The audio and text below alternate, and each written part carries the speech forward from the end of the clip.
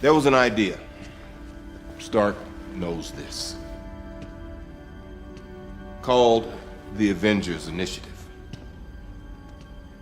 The idea was to bring together a group of remarkable people.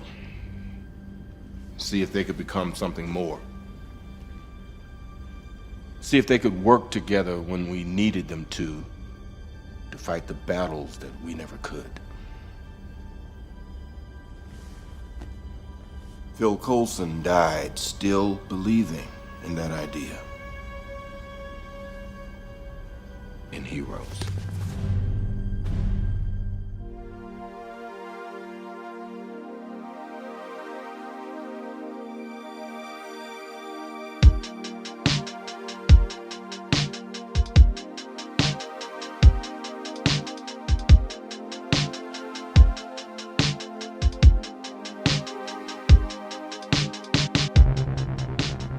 Hello and welcome to the Weekly Reel Podcast. My name is Ken.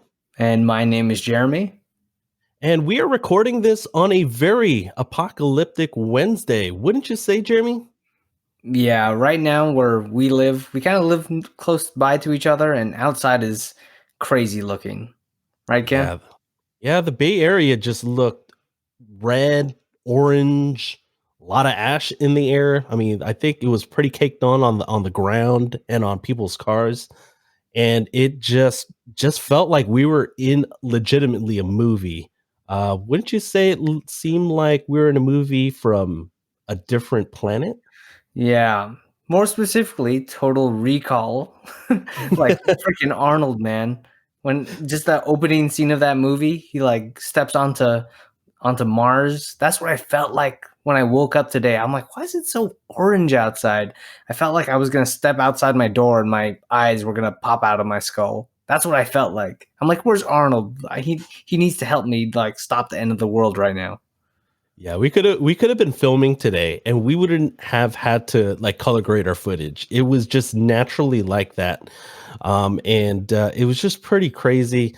I remember waking up really early this morning, just to prep for the podcast before work. I woke up at 7 and it was just weirdly orange. But then as the day went on, I remember checking and just looking outside at like 10 in the morning. Dude, I noticed that it was just darker than it was actually at 7 a.m. And it actually continued for another few hours after that. It was just pitch black outside, even though it still had that weird orange hue for like all of the Bay Area. So it was just eerie looking, wasn't it? Yeah, it really felt like it was the end of the world. Like I felt like if a earthquake were to happen, I'm like, it's over, we're done. Yeah, I know. Or like some random volcano that no one knows about underneath the Bay Area, like it just explodes or something. I wouldn't be surprised at this point here in 2020. Yeah. I'm like, oh, I guess it's an earthquake today. It's like, yeah, I know. It's like, okay, what will 2020 bring us today? And today was orangey skies.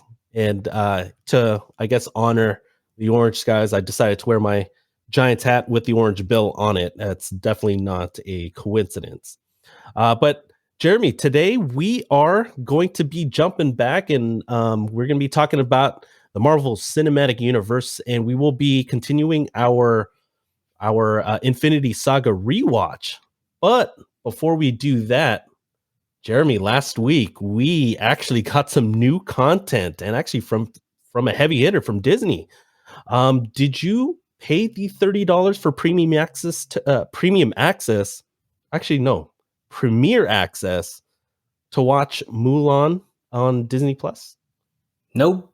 I did not pay the $30 to watch Mulan on Disney Plus. I do have Disney Plus, but I didn't feel like paying $30. Especially if it was just me.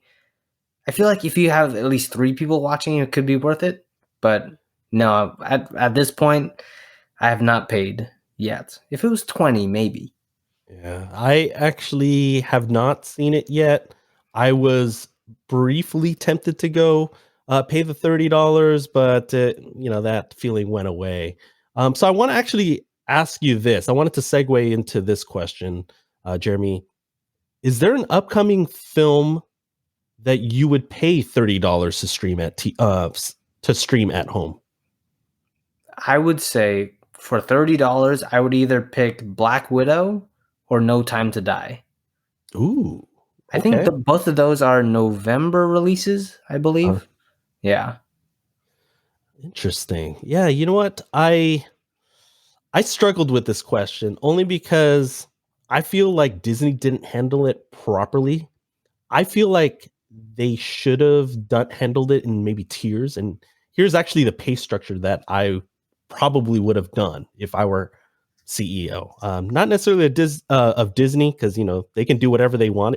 It seems like, because they're huge. But if it were me and I was running a movie studio, this is how I would handle on-demand video, on-demand new releases. I would actually have it where if you pay $15, it's a 1-day rental. It'll be basically like watching a movie at the theater. You have it for a full day as a rental for $15. You pay an extra $5, so for $20, I would do a 2-day rental on that. Again, unlimited. You can watch it as much as you want, and then I would still keep that premiere access for $30, where it would, just you can watch it as many times until it becomes available for free. And I think Mulan, I think I read, will be available in December, and so I guess premiere access gets you access to Mulan. You can watch it as many times as you want for these next 3 months. And so I would keep that, but I feel like it would have been better if they added a tier system. So with that being said, for me, I agree with you on No Time to Die. If I had to pick one, I would definitely pick that.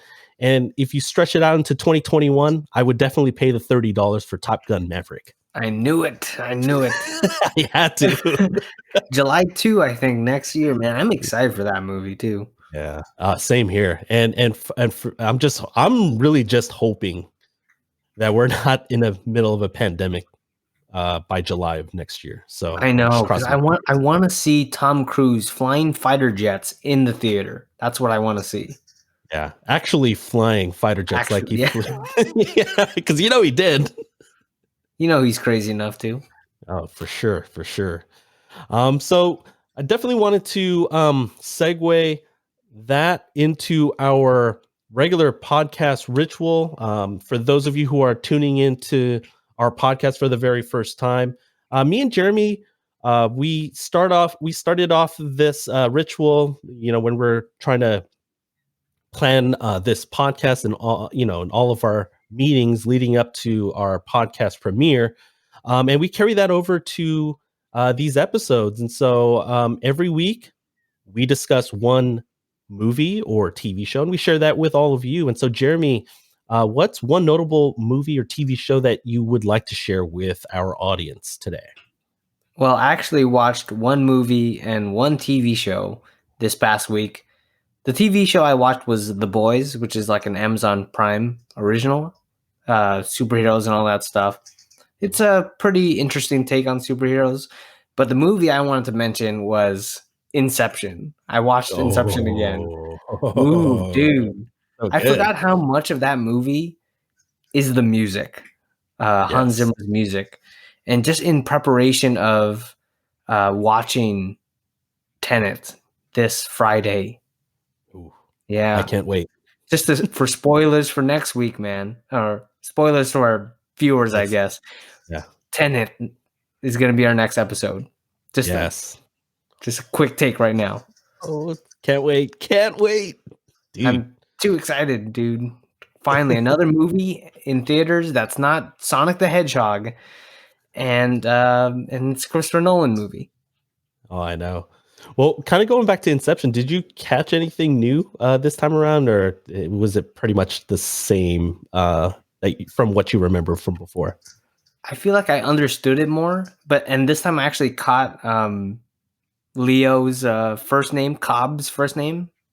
His name is Dominic Cobb. Yeah. Yeah, I was like, And for some reason this time I was concerned. I was like, I don't get Arthur's role in all this. Like, how come they all have cool names? Like Eames is like the forger, Ariadne's the architect. I forgot. I'm like, did they not give like a cool code name to Arthur? Not really. I was like, dang. Oh well. But he did have he was in my favorite scene of that film, that that hallway scene. Yeah. Dude, just seeing that the first time, I was like, oh man, Joseph Gordon-Levitt's badass. Oh, I didn't know. The guy, the kid from Third Rock from the Sun. Yeah, or 500 Days from Summer. Yeah, 500 exactly. Days of Summer, I should say. Yeah. Don't want to Yes. make anyone mad.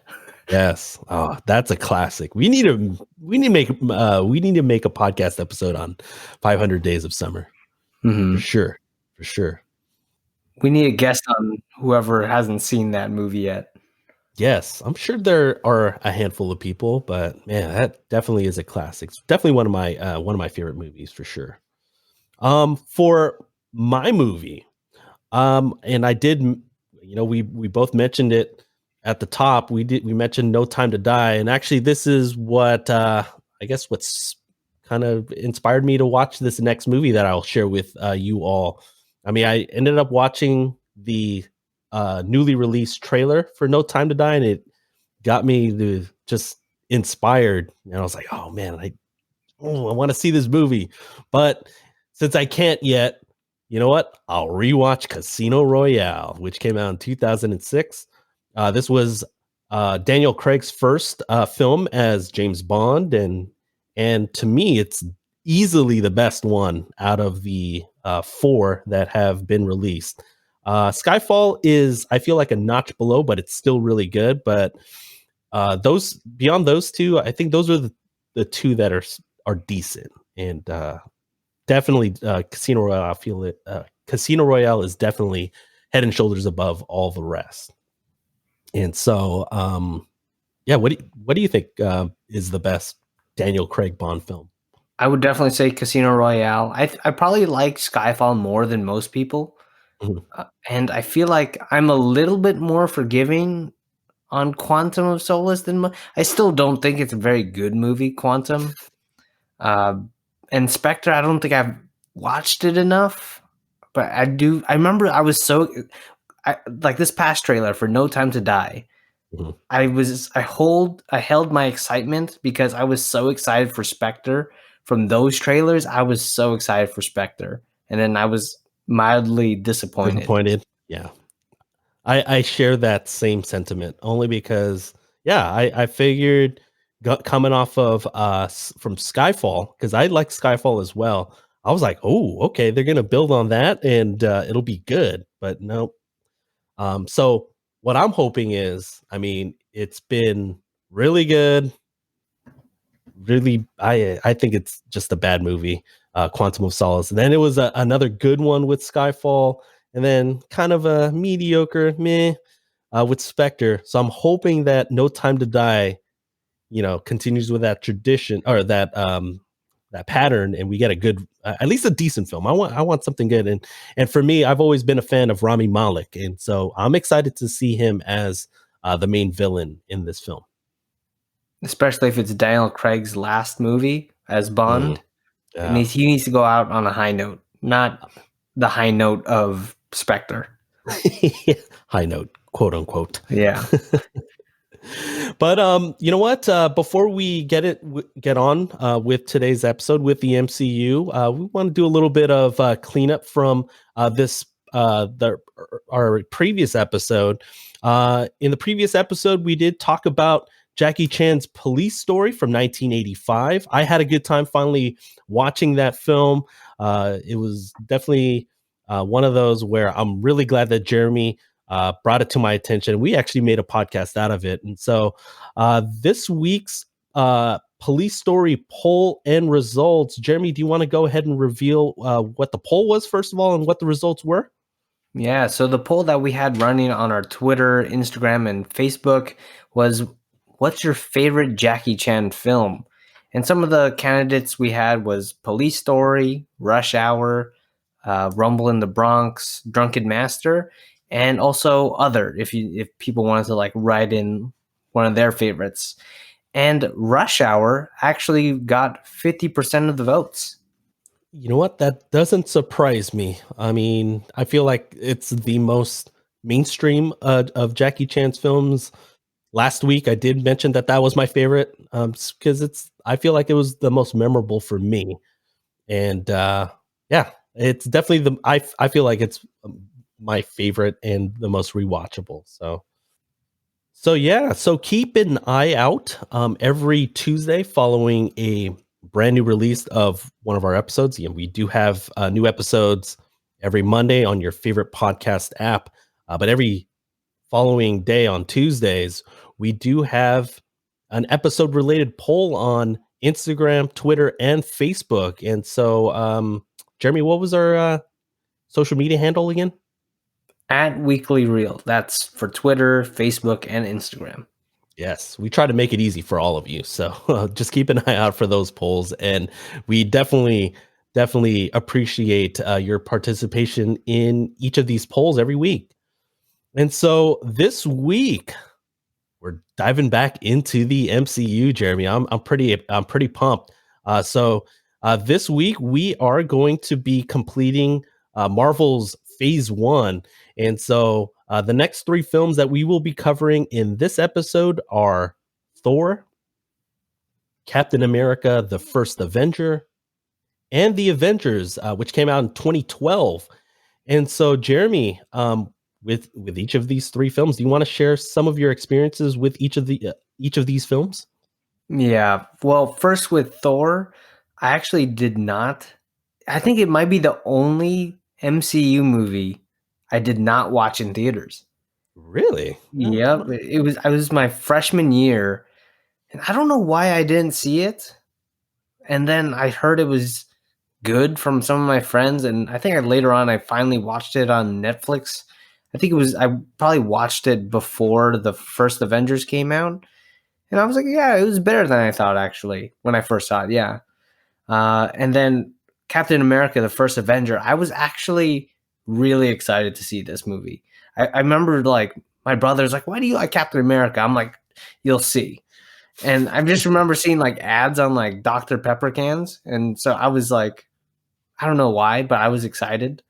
And then the Avengers, when that finally came out, a whole group of us watched. I think it was opening night, or at least opening day, and a group of us watched, and we had to sit in the very, very back row of the theater. Oh wow! And I remember it was a pretty crazy experience. There was such a long line, and then we had to because I think at this point there was no reserved seating, so we just got the back seats. And I don't even know. It was a okay movie experience because I don't like sitting all the way in the back. But yeah, that was my experience with the Avengers. Oh, interesting. Well, I don't know. I'd rather sit in the back than in that front section. I mean, the front section, the back row's not bad, but man, when you're getting closer and closer, dude, my neck always hurts. Yeah, that's true. Well, my experiences with each of the 3 films, kind of similar. I actually ended up watching them out of order, but in more out of order than you. So prior to any of these 3 films coming out, I did see the 3 films beforehand, and each of the 3, Iron Man, The Incredible Hulk, and Iron Man 2, I think I shared that in our first MCU episode. I saw those on demand or on Netflix, DVD or whatever. I ended up having a pretty long hiatus of MCU movies. I, still was really casual with my MCU fandom at the time. And I ended up watching The Avengers in the theaters. I think we watched it that opening weekend as well. I think we watched it on that Saturday. And I remember, a group of us went, and it was pretty crazy. But because I hadn't seen Thor or Captain America, the First Avenger yet, I was kind of lost as to what was going on, especially in the beginning when they were setting up the, the storyline with the Tesseract and everything. And when Loki showed up, I was like, who's this guy? Yeah, Thor and Captain America were so crucial into understanding what happens in the Avengers. Oh, I got that right away. And so, I mean, like I kind of knew like the characters in terms of like, who they were, but I didn't know anything about, their backstory or anything like that. So, I was, obviously playing catch up. Um but I guess that just shows how good and how much I enjoyed the Avengers, because literally after that movie theater watching experience, I've watched every MCU movie in the theaters, every, like all of the movies after that. And pretty much most of them, most if not all, I think most actually, I've seen opening weekend, ever since the Avengers came out. I, quickly with Thor and the first Captain America, I ended up watching those on Netflix after that. It was I think right before Iron Man 3 came out. I think my cousin was telling me, yeah, you should watch those two. Damn. So luckily both at the time were streaming on Netflix. And so I ended up streaming them. I didn't do a double feature or anything like that, but I watched them fairly close together. So that was my experience.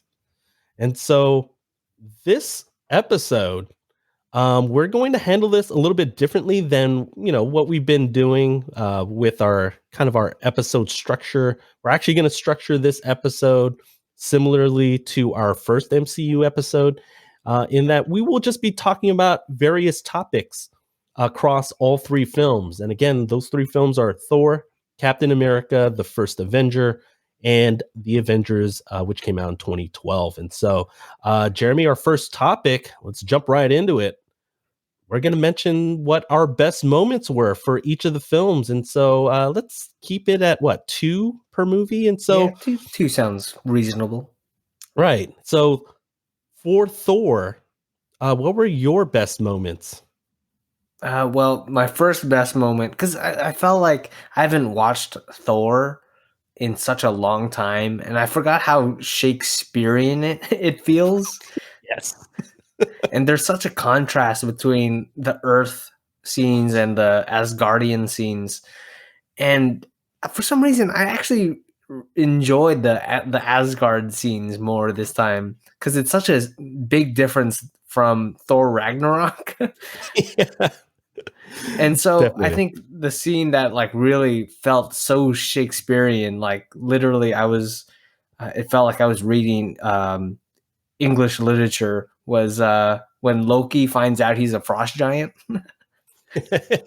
And he's asking Odin like what he really is, and he's like, tell me. And I started cracking up. Actually, I was like, what? I don't remember this, but I love that part for some reason. Yeah, that was definitely that was one part where I cracked up too on this latest rewatch, only because it had been a while since I'd watched Thor before this latest rewatch. So yeah. I totally forgot about that, but that was easily my favorite moment in Thor rewatching it this time. My second favorite moment was when Thor doesn't lift his hammer, because I feel like in this movie he was such a jerk. Actually, I did not like Thor when I first watched it, and watching it this time, I was like, I feel kind of bad for Loki actually. Right? I'm like, Thor kind of sucks in this. And so when he doesn't lift the hammer, I'm like, that's what you get, man, for being such a jerk. No, I completely agree. You know what? That's actually one of the ones that I mentioned. And literally, if I'm reading off of my notes, that's exactly what's on my notes. Because I mean, one of the things that I really did like about Thor was Thor's quest to get Mjolnir back. Because like you said, let's be frank, he was kind of a dick. Yeah. in the beginning. And for him to have to go through all that, first of all, I did like how he had to fight through Shield to get to Mjolnir when it was in New Mexico, and starting with that point where he couldn't pick up his hammer, and basically it just emphasized how he wasn't worthy. I was like, oh, okay, maybe maybe they were supposed to have it where he was a jerk. And so I felt like that. Definitely. Yeah, no. And so like he was definitely not worthy. It basically triggered our first experience with sad sad Thor. You know, we kind of see that a little bit more in future films, and I felt like him not being able to wield Mjolnir humbled him, and then it led into that great scene with him and Loki when he appeared out of nowhere. He wasn't really there, but he was there. I love that in the interrogation scene. So that's definitely one that I totally agree with you. That's definitely one that I did.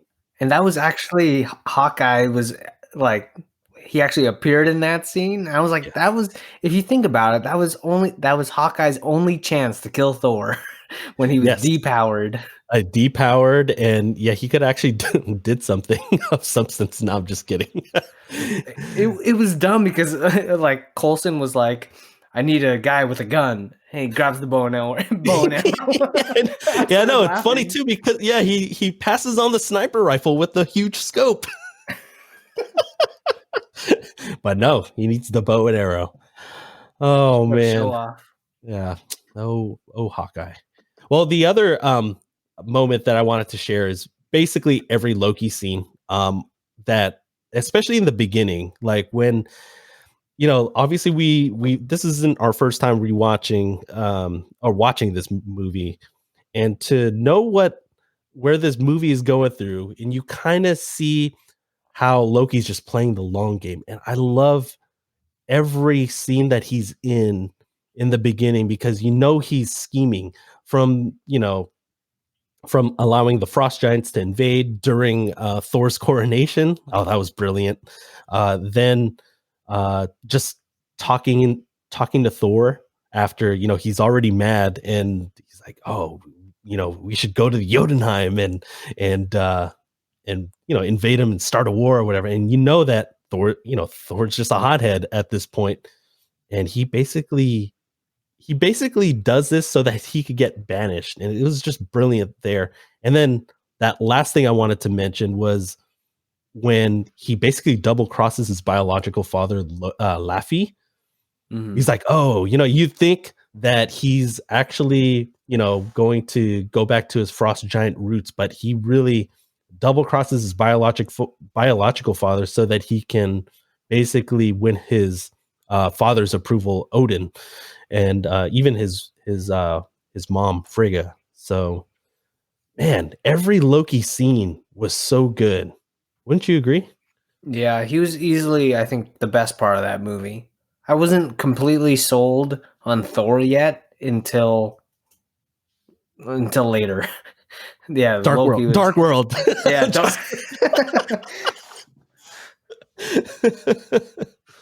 Oh man. Well, you know what? Let's get into our next film, Captain America: The First Avenger. Do you want to share your best moments from this film?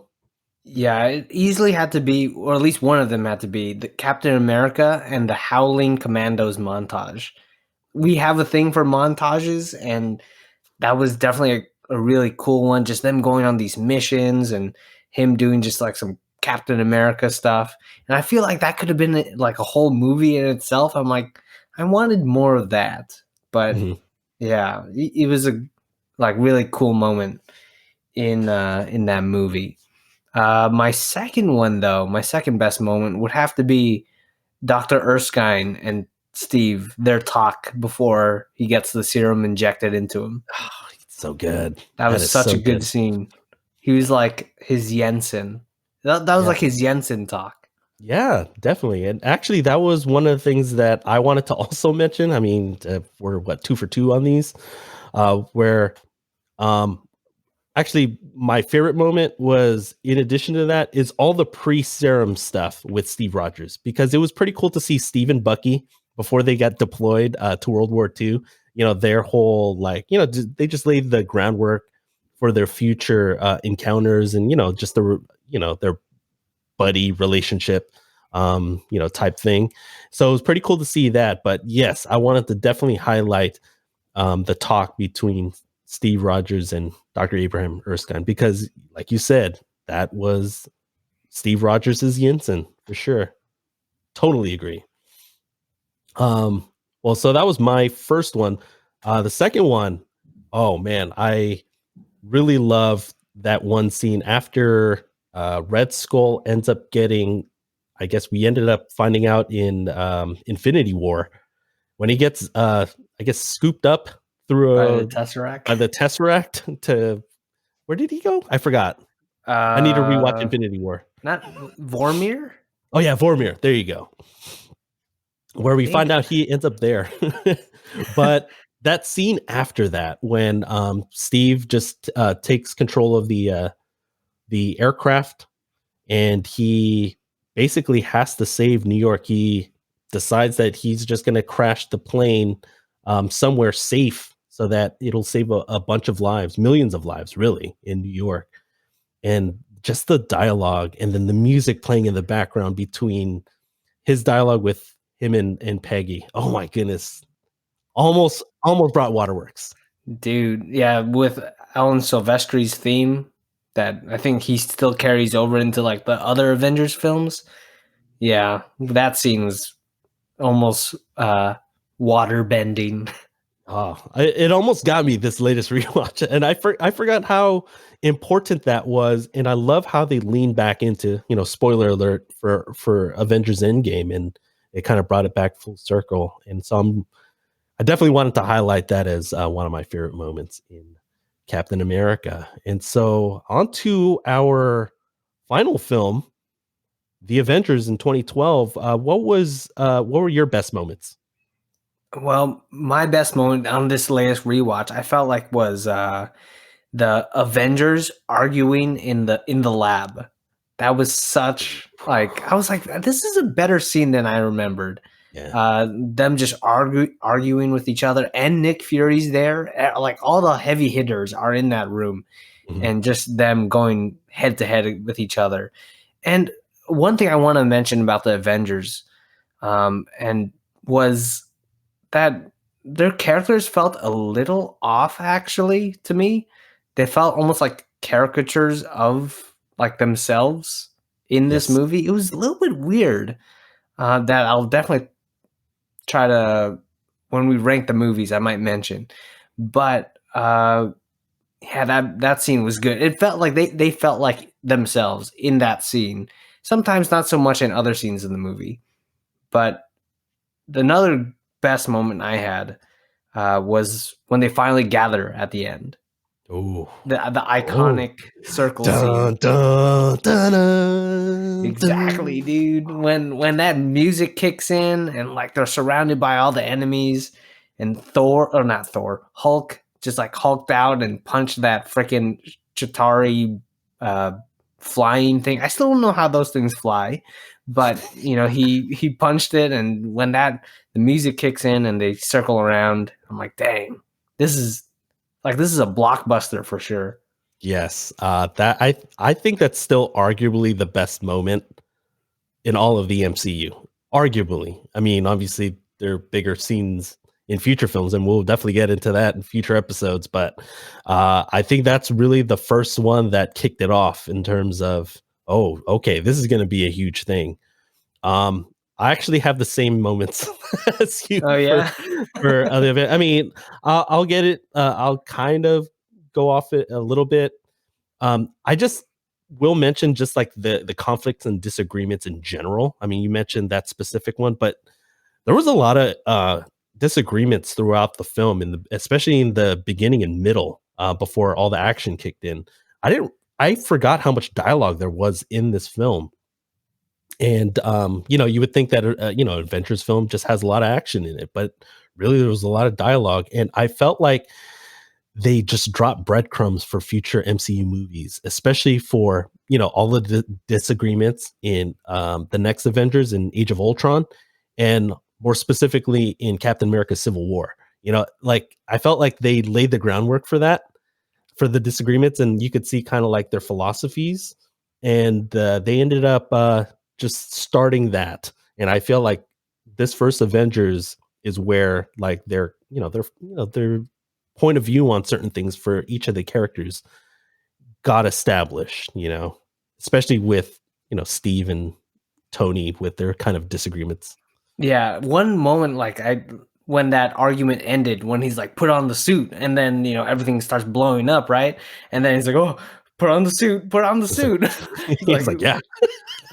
And I was just like, when that, like, in the end, they don't want each other to actually like get hurt, but like it just shows like that progression of their story together in the MCU. Exactly. So, I mean, we did mention the Battle for New York. I mean, obviously, a lot of action going on. But let's segue into our next topic. And, when you're just battling enemies or whatever, you're going to have to use weapons. And so our next topic is, hey, Jeremy, pick your favorite weapon out of Thor's Mjolnir, or as Darcy would say, Mew Mew. Captain America's vibranium shield, or any one of Iron Man's suits. Which is your favorite out of those three? So I actually have like my justification and disjustifications for like each of them. Ooh, okay. I chose Mjolnir because whoever wields it gets the power of Thor, right? And so it's like, that's easy. Like all of a sudden, if you hold Mjolnir, then you'll get his power. He's God of Thunder, right? But if you use the shield, like, it's not very useful in everyday life. And I feel like, if you're not a super soldier, you can't throw it that well. And I thought, my Iron Man suit, perfect, right? It's like, I almost chose that. And that would be great, but you don't get the Tony Stark smarts to maintain or fix it if you end up breaking it. So I was like, Mjolnir seems like the easiest one with the most perks. Interesting. I had I don't know, I had similar different rationales actually. And they're more casual than yours. I felt like you broke that down really well. I will say that I've always been an Iron Man guy. And when we thought of this topic, I thought I would easily say the Iron Man suit. I'm still an Iron Man guy, but this is the reason why I didn't pick the Iron Man suit. I just didn't like how each of them evolved through each film. I think I felt like it peaked early on. Yeah, there were some cool ones. I think you mentioned the one in Civil War in our last MCU movie. I forgot how good that was. And when I did that rewatch for Chadwick Boseman, I was like, oh yeah, I could see what Jeremy was talking about now. Mm-hmm. I was probably like the last good suit that he had. I just didn't like how it evolved in terms of like, the Iron Man. Just the suits. Nanotech. Yeah. I didn't like that. So that's why I didn't pick that. And, I completely agree with your assessment with the vibranium shield. So I actually went with Mjolnir. And the reason why I picked it was for a different reason, is that even though it, spoiler alert, got destroyed, I just love how it came back for Endgame when they brought it back. Ooh, it was so good, especially that moment, again, spoiler alert, when Cap wields it. I was like, oh, that part was so good. I feel like the whole like theater just like they definitely wet their pants. Yeah, they did. The whole theater. In maybe different ways, if you know what I mean. Oh man, that was so good though. So yeah, I went with Mjolnir for that reason. So I mean, we've been talking, I feel like we've been talking about action and like just battles. But you know what? Let's switch things up for our next topic. You know what? With this topic, let's see who your favorite couple is. And here are the three couples. It's Thor with Jane Foster, Steve Rogers and Peggy Carter, or Tony Stark with Pepper Potts. And so pick your favorite couple. And if you want, you can, feel free to approach this question as, who would you rather be? Who would you rather be, Thor, Steve Rogers, or Tony Stark? So however you want to approach this question, Jeremy, feel free to do so. So Well, Yeah, when I was thinking about this, like honestly, I feel like Natalie Portman was like my childhood crush because of Ooh, the prequel Star Wars films, okay. but I did not like Jane Foster. Like she was an okay character, but their relationship felt kind of shallow. Mhm. I think they're that couple, Thor and Jane Foster, is easily like um, the worst out of the three. And so for me, I would actually choose Steve and Peggy for Really? sure. Yeah, because Peggy, I feel like was the best girl out of the three. She's tough, strong, and she likes Steve for who he really is. And like she sees past like the perfect Captain America persona that sometimes like he had, Mhm. but she like just sees right through that and sees skinny Steve, Mm. and she still likes him for that. Wow. You know what? We should probably came up with a more we should probably like discuss this a little bit more pre-production because I completely agree with you again. It's all good, man.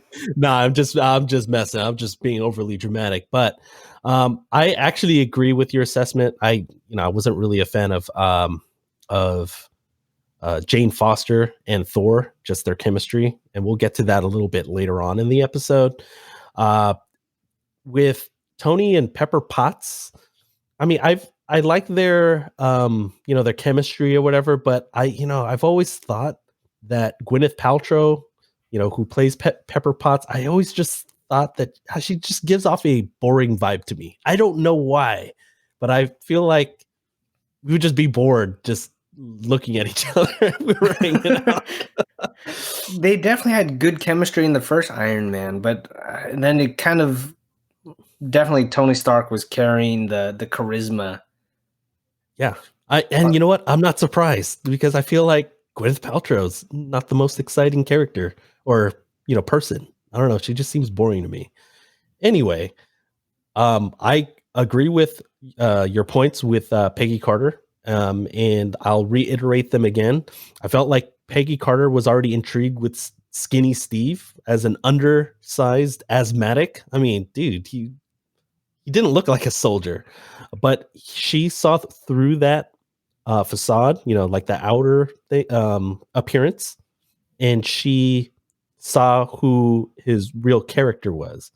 And I thought an underrated scene, if we were going to do that topic this week, was when they were in the car together in Brooklyn. They're on their way to the thing, and just that conversation between the two of them, it was awkward, but it was endearing awkward. You know what I mean?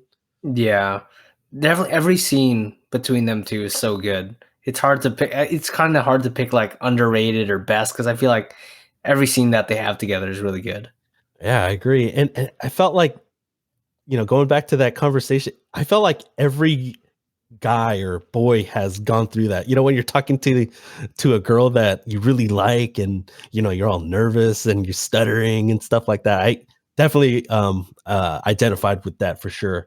And last thing, I mean, I already touched on the rain check on the dance scene, at the end, right before he crashes. But there's this one scene where I think it's worth bringing up. You could tell Peggy was really hurt when she thought that Steve was kissing that other girl. Yeah, fondueing. Fondoing. Oh man, I forgot about that joke. Yeah, yeah. Oh man, So it's you so and good. Stark, you Oh, fondue. fondue. And when he found out what fonduing it actually is, I was Mhm. like, it was like, oh, so good. But yeah, I felt like Peggy was really, really hurt when he, when she basically saw uh Steve kissing that other girl. And dude, she didn't know that vibranium shield was, bulletproof at that point. She shot like 3 bullets at him. You could tell how scorned she was. And so you could tell that she really, really had a thing for Steve. And it wasn't because of the super serum. Mhm. So, yeah. So we want to bring this conversation to you all, the audience, because this is who we do this for, right, Jeremy? Yep, we want to talk with you guys. Yeah. So, you know what? We're going to ask you the same question. Who was your favorite couple? Was it Thor and Jane Foster? Steve Rogers and Peggy Carter? Or was it Tony Stark and Pepper Potts? And so, you know what? We might even make that our poll for this week. We'll double up. But if you want, you can feel free to get back to us on Twitter. And what's our handle again? At Weekly Reel on Twitter, Instagram, and Facebook. Yes. And you can also email us. And so, Jeremy, have you figured out what our email address is yet? You can tell them. I can. If I can. No, I guess that's a no. I guess that's a no. It's okay. You know what? Our email address is weeklyreelpod@gmail.com. So feel free to, just hit us up. Just let us know who your favorite couple is across these 3 films. And so, Jeremy, let's go ahead and take a quick break.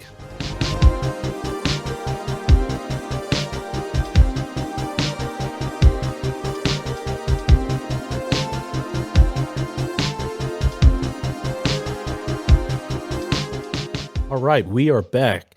And so at the top of the episode, we were talking about the best moments of Thor, Captain America, the First Avenger, and the Avengers in 2012. And so I thought we'd start the second half of our of this episode by discussing some of the worst moments. And so, Jeremy, did you have a worst moment for Thor?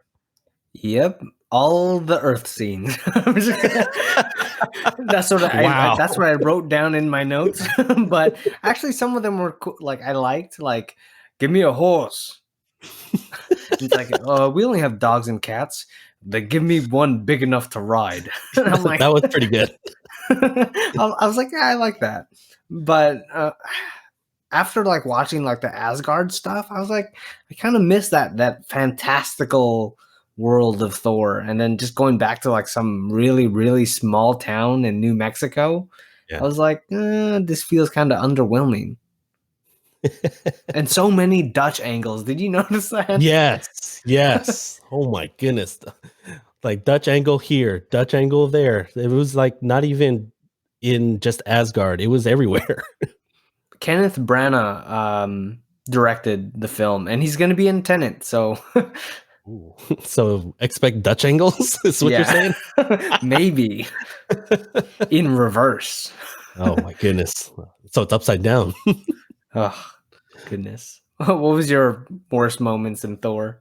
All right. Well, before I mention my worst moments, I did because you mentioned a funny thing on in the Earth scene. My funny part, the part that came to my mind is, remember when the Lady Sif and the Warriors 3 come up and they're walking through New Mexico, and then they had I don't know what, they're cops or whatever, and they're on the roof. They're like, we have a Xena, Jackie Chan, and wait, who was the other one? Oh shoot, I forgot. Oh dang! Wait, yeah, it was. I don't know. Hold on, let me look that up. It's gonna bug me. Hold on one second. Oh man, I thought you were gonna say that when Volstagg was eating so much food, and Robin Hood. It was Robin Hood. Yes, it is Robin Hood. Good memory. We have a Xena, Jackie Chan, and Robin Hood. And they were asking if the what was it? The Renaissance Fair was in town. Yeah. See, that was hilarious. But yeah, I will mention something similar to you. I really did not like any of the Thor and Jane Foster stuff. That's why when we came up with that question, they were a distant third. What about his bleached eyebrows? Oh, we'll get to that. Forgot about that. I just remembered it now. That was actually my honorable mention. Thanks for stealing my God of Thunder, man. But it's okay. You know what? I'll mention it right now. So yeah, the honorable mention was Thor's really weird and really blonde eyebrows and beard. It was weird. It was distracting, especially in those close-ups. Yeah, when he was talking to Coulson in like a white room, it was so obvious. I know. I did not like it, but my real answer is the Thor and Jane Foster stuff. I just did not like. It just felt clunky to me, and I don't know about you. I mean, you mentioned the prequels of Star Wars. I really got Padme Anakin vibes from Attack of the Clones, and that's definitely not a good thing. It was Ooh. so awkward. Like I don't know. It was bad. Yeah, maybe not as awkward as Attack of the Clones, but No, it wasn't. Yeah, no, yeah. that was like maybe 11 out of 10. This was more like I don't know, like 7 or 8, something like that on Yeah, that it was scale. still kind of weird sometimes. Yeah, I don't know. How about Captain America for you? What was your worst moment? My worst moment would have to be Red Skull versus Captain America in the last, like nearing the end, in the ship, Mm. right? Like I felt like those two, because they're basically two super soldiers. One is basically a Nazi, one's the other's a American soldier, and their fight was so underwhelming. I felt like for them being super soldiers, I'm like, dang, this kind of sucks. Felt like they could have done something Winter Soldier like. Yeah, dude. Like if, yeah, the action of that scene was not good. But imagine if they just had like Winter Soldier choreography between those two. That would be crazy. That would be pretty crazy. Well, my worst moment in Captain America: The First Avenger was I just didn't like how they handled Bucky Barnes's character. I liked how I mentioned how I liked how they established his and Steve Rogers, the relationship, the friendship, I should say. Others may say relationship, but that's another topic for another day. But with Bucky Barnes, after he gets deployed, I felt like, when he gets rescued as a POW, I was like, oh, okay, they brought him back, as someone on screen. But after that, I just didn't like how they didn't really reestablish his character as, like as his best buddy. We barely saw him.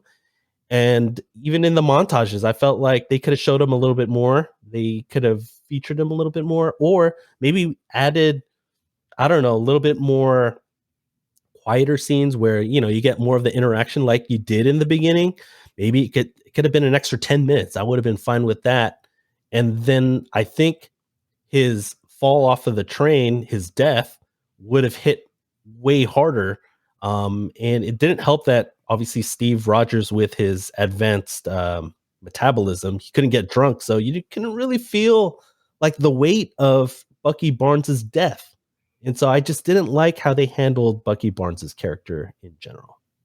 I don't know. Yeah, I would have to agree with that. Maybe I'm trying to like justify it, but maybe they were trying to focus like on Peggy and Steve's relationship at that point. But yeah, I agree with you. Yeah, because I mean, it would have even made Winter Soldier that much better, because obviously there's more of a connection with Bucky. But I felt like there was a little bit of a disconnect from when we lost them, or we thought we lost them. we'll get into that later. And so finally, let's get into the Avengers. What was your worst moment from the Avengers? It was kind of hard to pick one, but one really stood out was when Captain America couldn't pull a lever.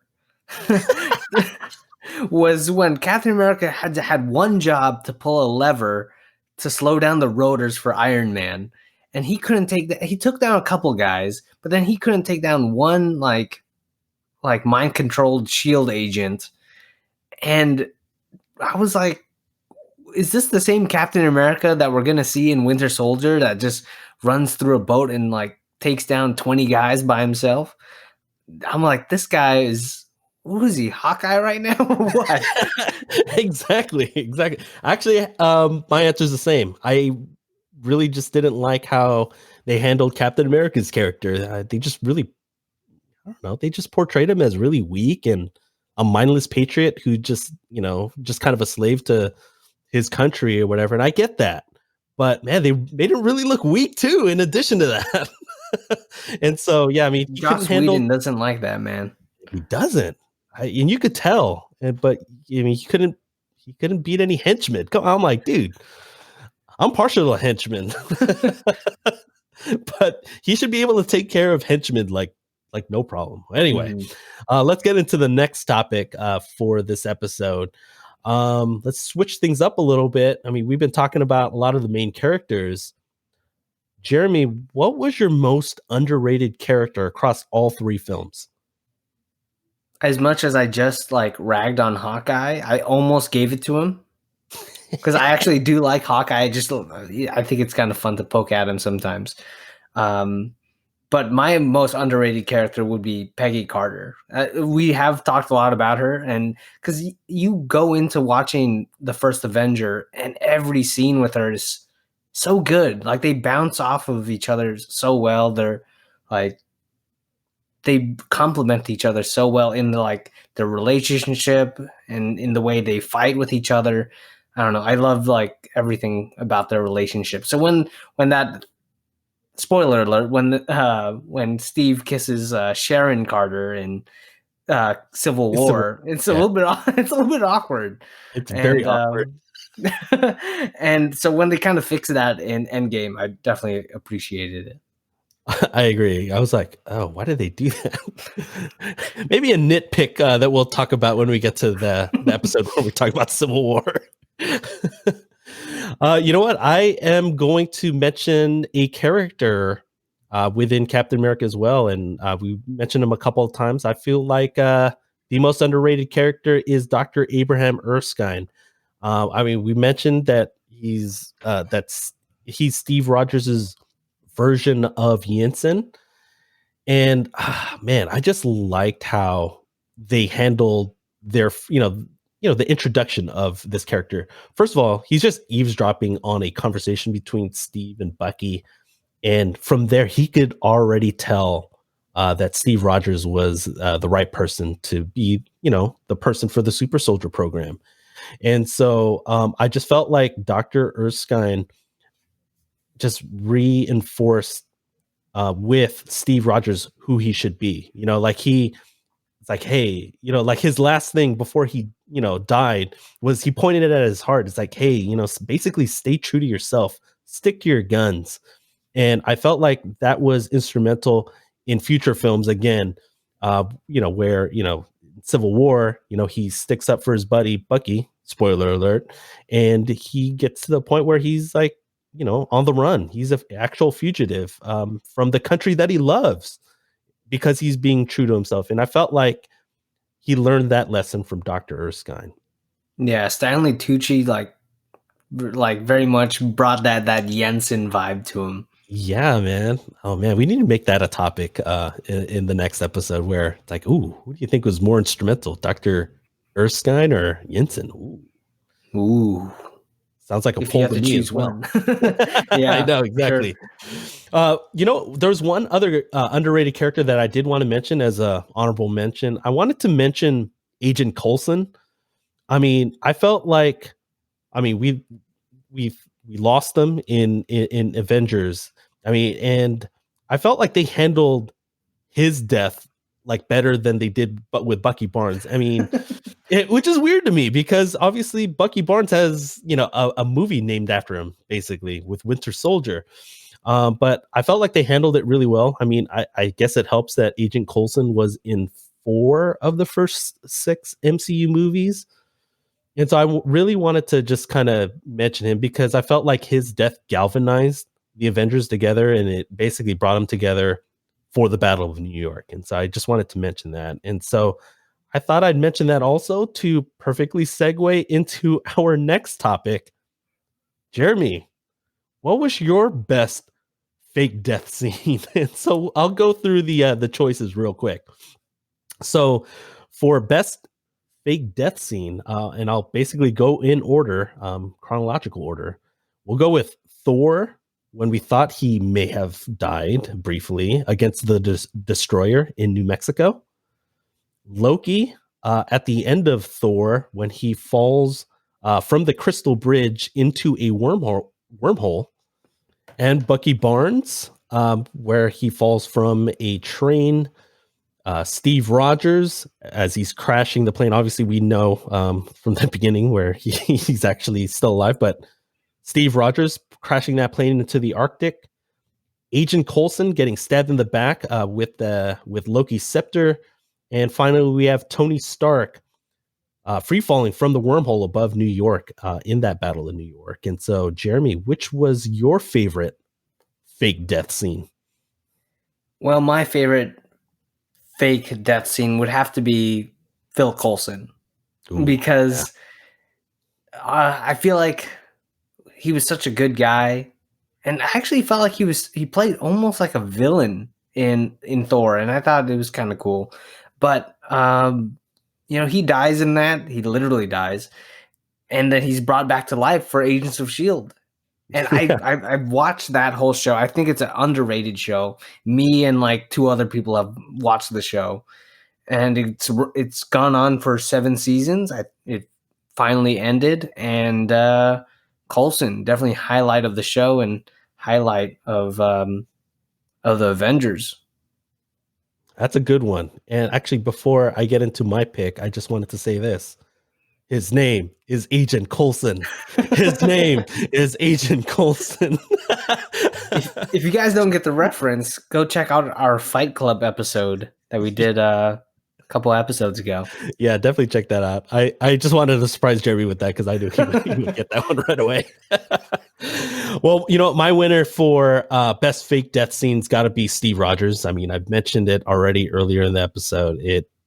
It literally almost made me shed a tear this last. Almost. I was fighting it back though. But man, just knowing where they ultimately end up going, especially at the end of Avengers Endgame, it was like, oh man, I forgot how powerful that scene was. And so with Steve Rogers and that whole dialogue scene with Peggy Carter, that's definitely my favorite fake death scene, I should say. Let's move on to something a little bit lighter. You know what? Let's talk about cameos. And so let's talk about your best Stan Lee cameo. And so for these 3 films, we surprisingly have 4 if we're counting a deleted scene. And so let me go list them first, Jeremy.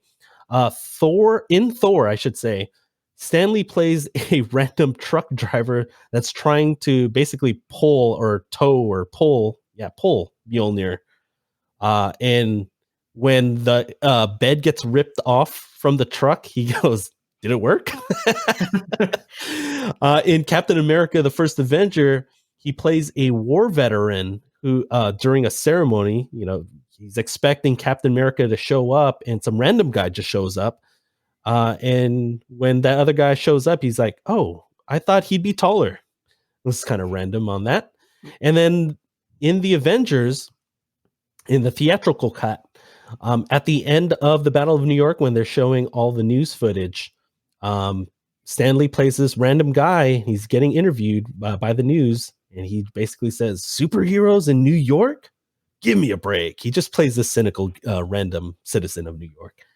And the deleted scene, this bonus one that I wanted to throw at you, Jeremy, is from a deleted scene in the Avengers. It's when that waitress who gets interviewed is basically thanking Captain America at the end of the theatrical cut. They show him actually eating or dining, at the place where the waitress works, and she's totally flirting with him. And then, I don't know, Stan Lee comes out of nowhere. He's basically telling Cap, ask for her number, you moron. And so I felt like these were really good, but you can only pick one. Jeremy, what was your favorite Stan Lee cameo? So a quick little fun trivia for, I don't know if Ken's played the game or even heard of the game, The Last of Us.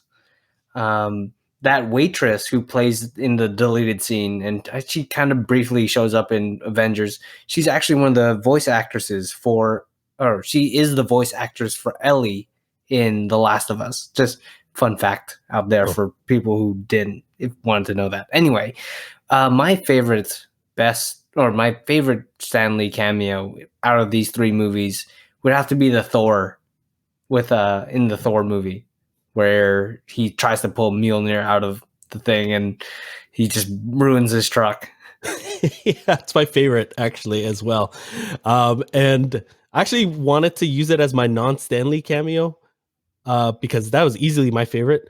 But I don't know if you noticed, but in the scene later on where they're in the diner, that same truck is shown driving in the background. You should watch it again. Really? Yeah, you can tell because the bed's missing. Oh man. Yeah, that was my that was almost my non Stan Lee cameo, my winner. So anyway, what was your favorite non-Stan Lee cameo? My favorite non-Stan Lee cameo is actually Powers Booth. He in the Avengers, he plays one of the councilmen that shows up very briefly. He has a very distinct, deep voice. Is that the one in the middle and kind of to the left? Yeah, okay. It is. And I think he talks to what's his name, Nick Fury, before they send out the nuke. Yes, and what's cool is like I like Powers Booth because he's from one of my favorite Jean-Claude Van Damme movies, Sudden Death, and he plays a good villain in that. So good. And what's cool about this, how it's all connected. Powers Booth actually ends up in Agents of S.H.I.E.L.D. And he plays a Hydra, like he's also a council person because this is all connected, right? And he's actually Hydra. Oh, it's that makes so much sense. So wait, is he technically playing the same character? I think so. I want to say so. Oh, interesting. Man, you know what? I need to get back. I need to get into Agents of S.H.I.E.L.D. I've never watched an episode, but there's this one actress. I don't know her name. She's one of the main characters. She's cute, I will say. Yeah, if you end up watching the show, yeah, she'll definitely. We might have to discuss that after we get done recording this episode. The first half of the first season though is a little bit meh, but once you get into the second half of the first season, it's better. It's better. Okay. Yeah. Good to know. Good to know. Well, you know what? My favorite non-Stan Lee cameo. I'm actually going to cheat. Okay. It's actually all Game of Thrones related, and they were both in Captain America: The First Avenger. The first cameo was David Bradley, who plays the Tower Keeper in the very beginning. Do you remember? Really? Yeah, David Bradley. He plays the Tower Keeper. He plays Walder Frey in Game of Thrones. Damn. He's the one that he kills, or Red Skull kills, I should say. Oh, shoot! He's in Harry Potter as well. David Bradley. Yeah. So that was my first one. The second one, we alluded to it earlier. That lady that Steve Rogers was kissing is none other than Natalie Dormer, who plays Private Lorraine, and she is well known for playing Lady Marjorie Tyrell in Game of Thrones. And so I remember watching this the first time on Netflix in 2000 and it had to be 12 or early 13, around that time. It was after the first Avengers and right before Iron Man 3. I remember watching the scene. I was like, hey, that's Lady Marjorie. It was so good. And so when we came up with this, I was like, oh, she's definitely going to be my favorite cameo for sure.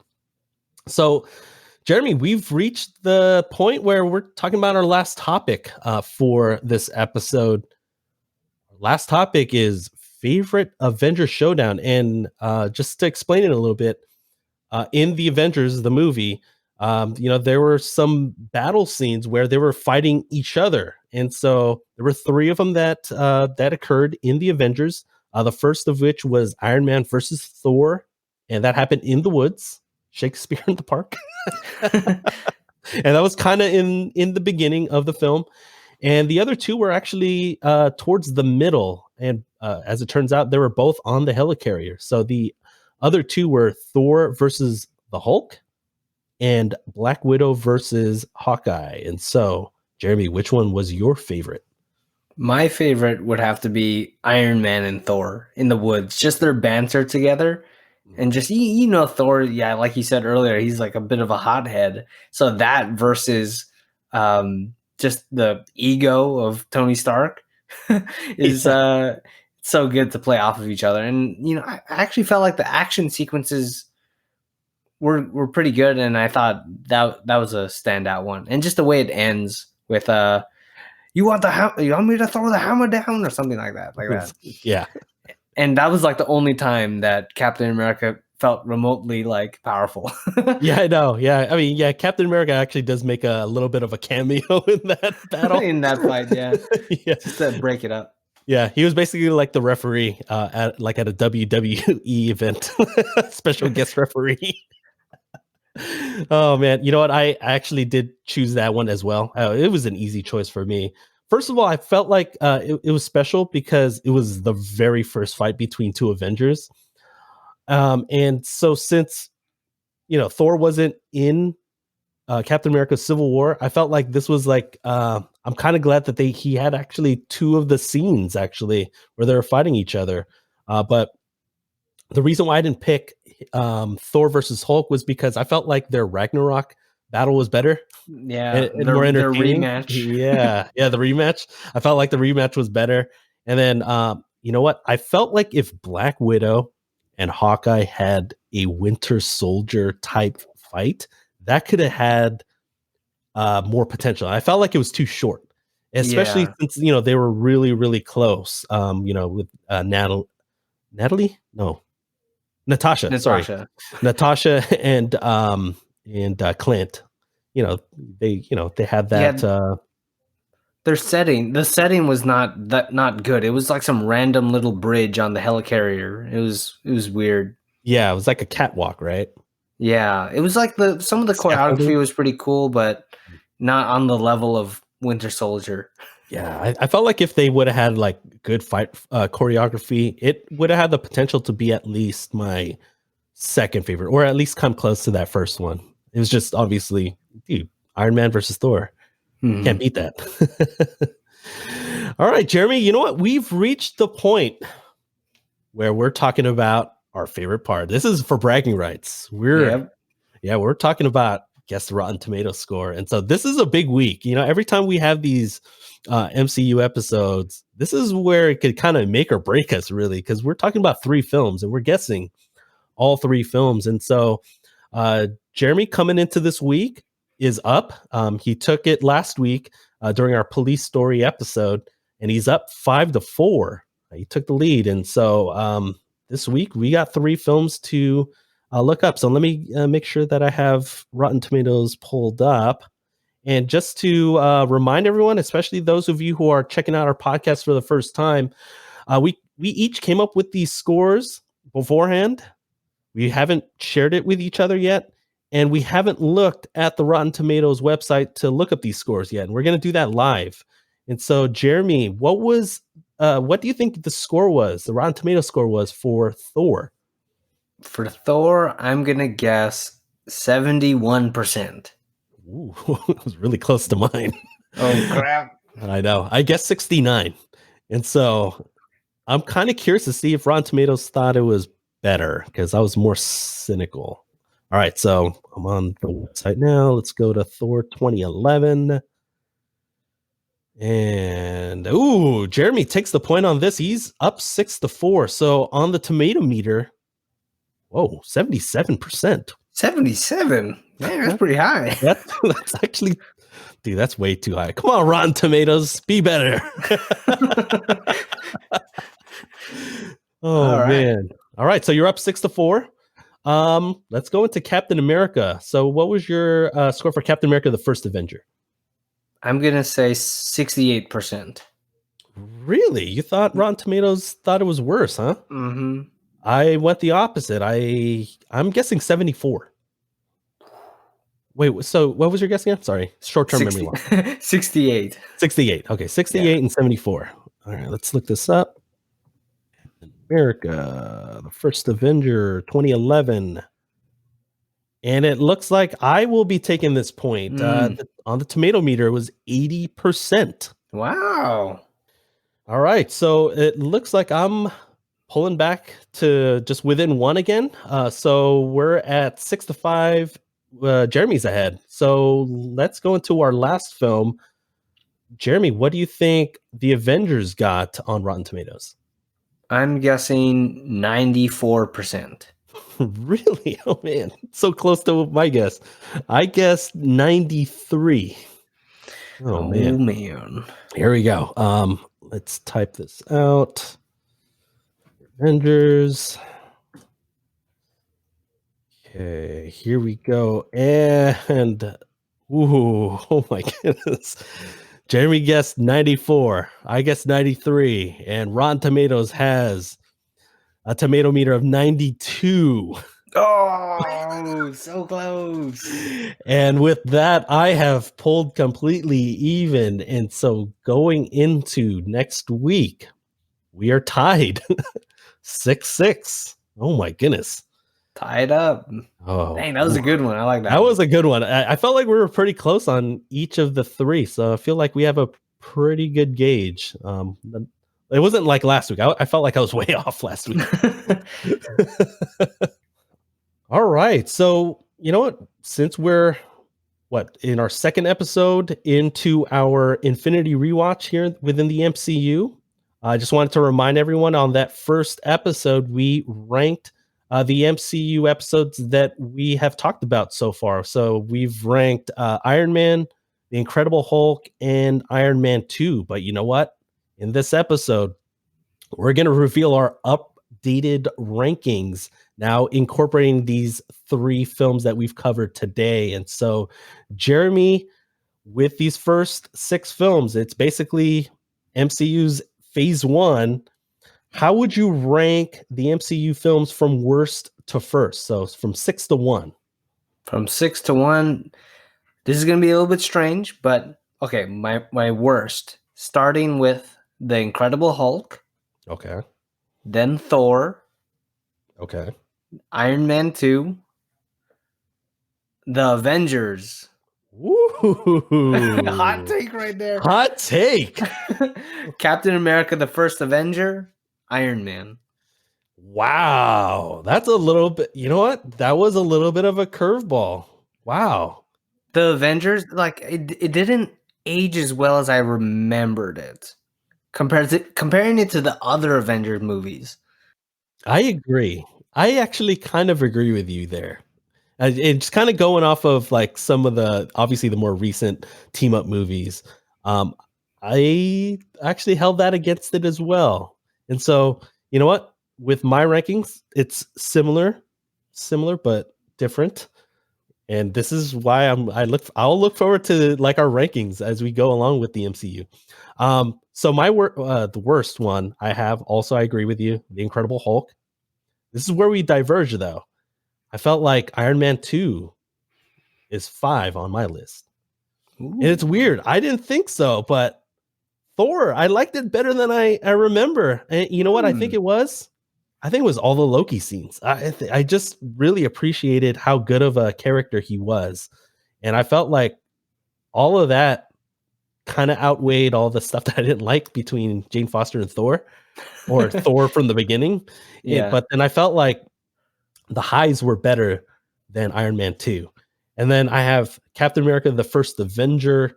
But actually, I liked it more upon this latest rewatch. So it's actually closer to the Avengers, which I have ranked as number 2. And then Iron Man is still, I guess, my favorite so far. So we kind of flip-flopped a couple of these. Dang, that's pretty cool, man. Yeah, man. So again, when we rank, when we get into the next batch of films, do you remember what those 3 films are? It would be Iron Man 3, Thor Dark World, and Captain America Winter Soldier, right? Those 3. Yeah, I think you're right. And so we will revisit those next month. And so definitely looking forward to that episode. But before we get there, Jeremy, do you want to preview next week's episode? Yeah, next week, we're going to dive deep into the world of international espionage on a mission that will unfold into something beyond real time. In Tenet and Christopher Nolan's weird time-bending gimmick, I think, that he's trying out. So me and Ken haven't seen it yet. We're going to go see it this Friday. and I'm Oh, super excited. I can't wait. Dude, first movie I'll be seeing in the movie theater of 2020. Oh my goodness. And it's already September. That's crazy. Ah, I know. I can't wait. The last movie that I saw in the theater was Star Wars Rise of Skywalker at the end of last year. yeah, and you didn't like that movie as much as I did, so I didn't. I really didn't. It was easily the worst out of the new trilogy. Well, and we might get into that in a future Star Wars episode. rewatch. And I'm just kidding. We'll see. We'll see. We'll figure out what franchise we revisit after we finish with the MCU movies. So that's definitely a candidate. It'd be Or a pretty Mission good one. Impossible. Oh, ooh, yeah, dude, so many. You know. Yeah. Oh man. Anyway, Jeremy, before we go, was there anything that you wanted to plug, or how can our audience find you? So if you want to follow me on Instagram or Twitter or on Facebook, I think I have a Facebook, but I don't update it. It's at JP_flicks. All right. And for me, you can follow me on Twitter and Instagram. You can just follow me at FreeKenA. That's at free_Ken_A. And again, that's on Twitter and Instagram. I'm pretty active on both now. I'm stuck. I'm basically stuck in that social media web. So I guess I'll be there for a while. But Jeremy, was there anything else that you would like to add before we call this an episode? Man, I'm ready to eat some buttery popcorn, and but I have to make sure I bring hand sanitizer and my mask, and make sure that no one's like sneezing behind me. Yeah, luckily, I think there's no one behind us in the row. Yeah. Immediately behind us, so we're good to go there. But yeah, Jeremy, I had fun revisiting the MCU with our Infinity Saga rewatch for the second episode in that little mini series that we do have. Definitely look forward to jumping back in next month, but way more excited to finally watch something new, especially at the movie theater next week as we both catch Tenet. And so thank you all for listening, and we'll see you next week on The Real.